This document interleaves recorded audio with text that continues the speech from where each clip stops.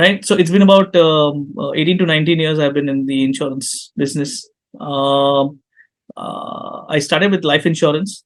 I have close to about 12 years of life insurance experience. Then probably for almost about 2 years, I have done all the three major domains of insurance, which is motor, health insurance, as well as life. So I was working with a aggregator platform. Mm-hmm. And now I've been working in a health domain specific, looking at the opportunities and the kind of growth health domain offered. So I've been working in the health domain now for like almost 4 years. So close to about 18 years, 19 years in the insurance space itself. Got it. And I typically started from a direct marketing space, where a lot of things were to do with lead generation and those kind of things. Mm-hmm. It was a lot of hardcore sales, getting into the nitty gritties of the kind of setup which is required of a life insurance. So I have predominantly always been setting up channels and then running them, Mm-hmm. right from my early days with the leading life insurance company. I have actually set up their couple of channels, including the online. So from my early days itself, right, I had a lot of exposure. In fact, I was one of the guys in the team when I was in the direct marketing team. Then I moved into the e-commerce team. I was one of the guys who always had a lot of exposure and who used to drive basic setups, CRM setups, or the backend setups, Mm-hmm. integrations with multiple internal systems itself, like the CRM or the underwriting, for that matter. So great exposure in the world of insurance, just to understand how the backend is running, how the backend is talking to each other, and that gave me a lot of leverage in terms of understanding and bettering how the front end needs to be aligned. And things like I've set up the online channel for the leading life insurance company in this country, and the entire revision, or the re-engineering, as a lot of people call it, of the entire online platform. Their buying journeys have happened. Um, are you able to hear me? I can hear you. Now I can. But the video, Yes, yeah, yes. videos, yeah, I think, yeah, that's the Huh. whole problem. Huh. Anyways, so but as I was saying, that gave me a lot of exposure in terms of the way you set up, right? And I'm going back to the days of 2010, 2012, when life insurance products were just being set up on online, and people were still trying to understand, because what is a customer viewing, what is their understanding about the front end, what are they searching, all of these things were in a very nascent stage. So Mm-hmm. these are the days when somebody had just taken a paper offline application form, converted into an HTML, and they considered that as an online sourcing, which typically never worked, but it was just a very Mm-hmm. good starter. Yeah, so completely revamping that to making people easily understand a complicated unit linked product of life insurance, investments products, or savings products. Term was one of the simplest for anyone to understand. So because of the product knowledge, it becomes very easy for me to help somebody demonstrate by themselves, on a scale, with the number of years that you invest, what is it that you get out. So this is way back in 2011, 2012. So that was definitely a very great exposure. I have exposure in launching term plans and savings plans, children's plans for insurance and everything. So I think that put together with now getting into the entire marketing bit, right, in terms of what are people searching for at that stage, right? Because at that stage, predominantly, it was all about at least getting the customer to your shop, to your homepage, or maybe to a campaign landing page, which those days we used to create. The microsite era. So all of that led to setting up an entire business model for online. And yeah, I think 8 years in that space was pretty good. At the time when insurance had just started picking up, and term insurance for that matter had just started picking up. We had seen after a prediction of at least 500 to 800 customers that we could source online, I think we ended up sourcing close to about 15 to 1900 people in the first month itself. And that just encouraged us, and then we just took it off. So people were interested. I mean, I Mhm. am so involved with my business that I even go down to my call center and I spend at least a day taking calls, not listening to calls. I end up speaking to customers. So I have actually spoken to people who have even called from a village in UP. Mhm. And after sorting out their issues and helping them buy a insurance product, it could be a life, it could be a health also. I Mhm. get a little inquisitive and I start having a chat with them to understand. So this Mhm. one time, this gentleman I spoke to happened to be a farmer's son. So Mhm. I told him, great, like, so you must be wherever you studied and all that stuff from. So he said, I had just have basic education till my 12th, but I Mhm. know I need to buy a term plan for myself since I'm married now. I said, oh, wow. Mhm. So where do you do all this from? I mean, are you like, because the city location, I see you're in some place in, UP Yeah, little yeah. ahead of. Mhm. And that boy was actually surfing and buying a life insurance application, doing the filling of the form through his mobile. And he told me Mhm. during the afternoon hours, we don't need to really be on the field. So this is the time I sit back under the shed. And so I have spoken to people like that. And that really gives a lot of encouragement, right? That, there are people out there are people who are using these mediums.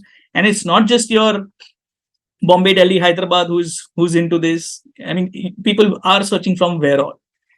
So that gives you understanding in terms of your entire journey, the layout of your content, the layout of your entire structure, the language that you're putting in. It needs to be put in for such a wide range of people, not only the people that you keep thinking of.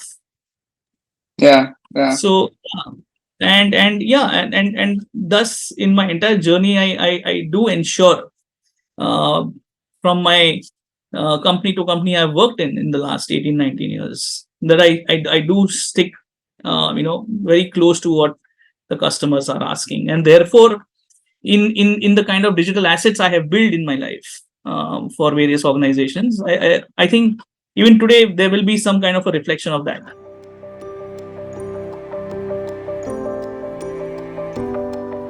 there. Though in every company the scenario is not the same, because obviously the setups are different. Majority, at least from an insurance perspective, there is a lot of legacy systems, right? Yeah, Therefore, what you bring in needs to be really well planned, because that's what yeah, you will start using in a couple of years yeah. time.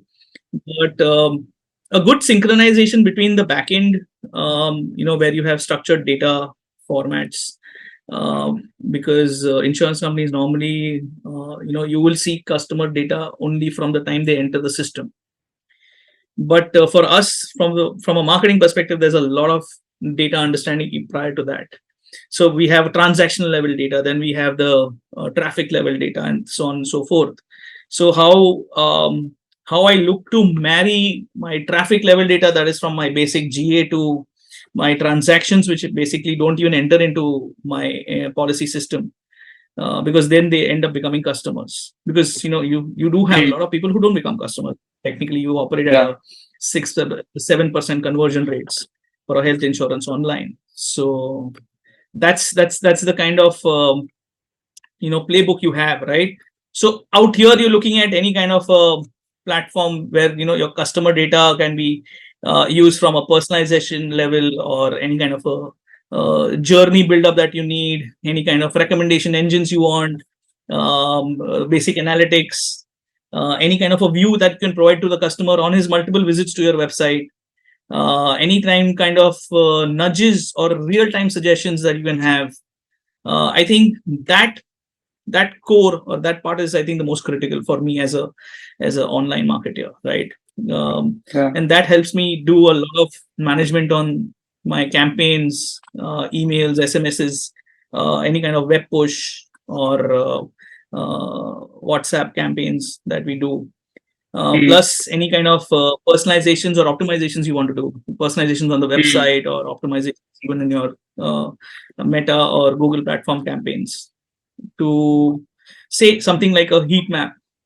mm, Heat map is something that we really keep on looking at very very frequently, at least like a once a month. As a team, I have a practice of at least getting into understanding if the major landing pages that we create, how good and bad they're working. So um, the front end on the marketing part, and the center where I can actually do all of this customer management. So this kind of a setup is required. For that, you can talk about any kind of a omni-channel marketing stack that you want. And um, a lot of times, basically looking at the appetite, you would want to pace yourself.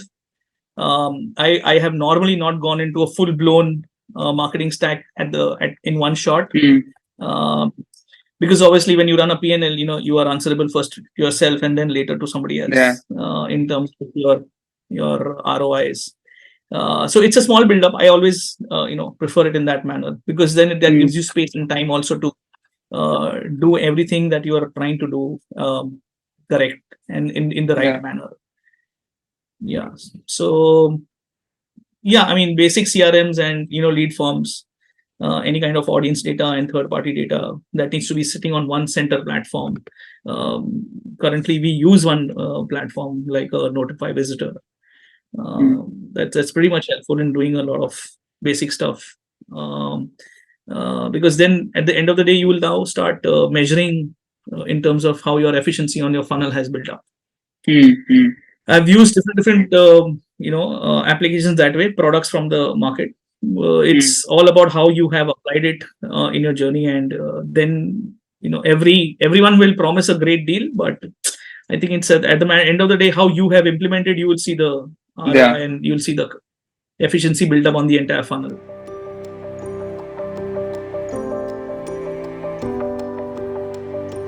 It's still a little too early, at least for somebody like me to comment on AI is impact in future. But I think what's at least working for us is, I've got my team rolling really quickly now.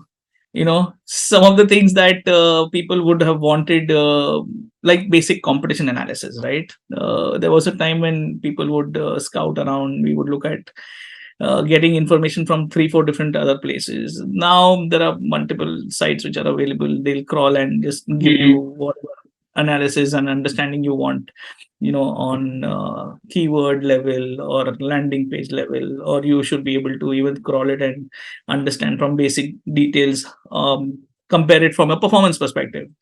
So I think with the current trend, a lot of things which are freebies from the market, various different tools which are available, I am seeing that at least the marketing teams are gearing up. They're liking it. They're loving mm, it. Uh, um, so it's just helped us move faster.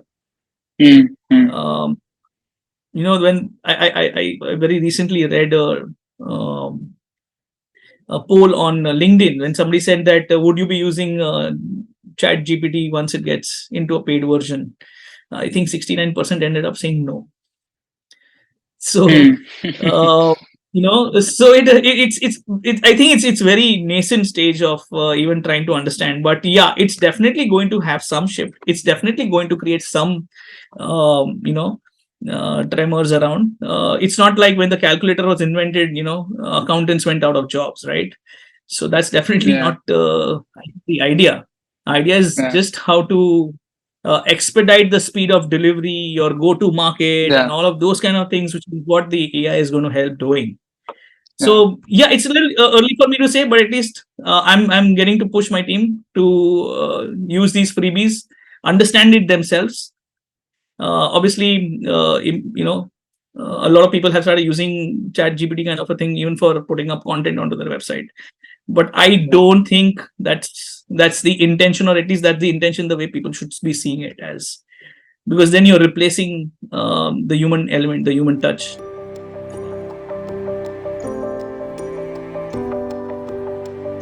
Trying to get people, or trying to get the right alignment with the people that you work, especially in content space, right? That becomes a Hmm. little challenging. You always Yeah. find it a little tough. You have certain idea, you have certain aspirations in terms of how do you want your entire content.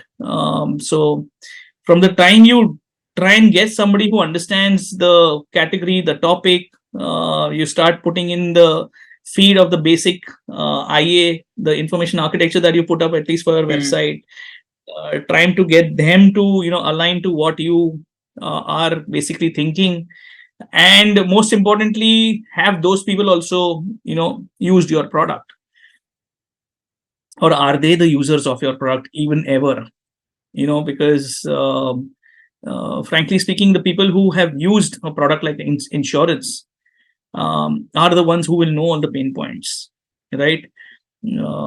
So that's I think one of the most important thing, the way I see it, and the biggest challenge. A lot of people I do talk to, I do interview, or I even meet, right? Um they they might be very good in writing, okay. They might have a lot of information about markets, but in terms of the kind of setup you want to do and the kind of setup Hmm. journeys you are building, how you can put in relevant content, I think that's, I think, one of the biggest challenge. And that's where a lot of time happens, because again there are qualitative feedbacks coming in from all different angles, Yeah. right? What Yeah. I might think, my boss would not be think might not think the same, or what I might be thinking, my team would just think, maybe they would have some other different ideas, and according to me, there's nothing right or wrong in it. Yeah. But I think getting the right alignment in all these areas, I think that's one of the biggest challenges in from a marketing perspective, at least.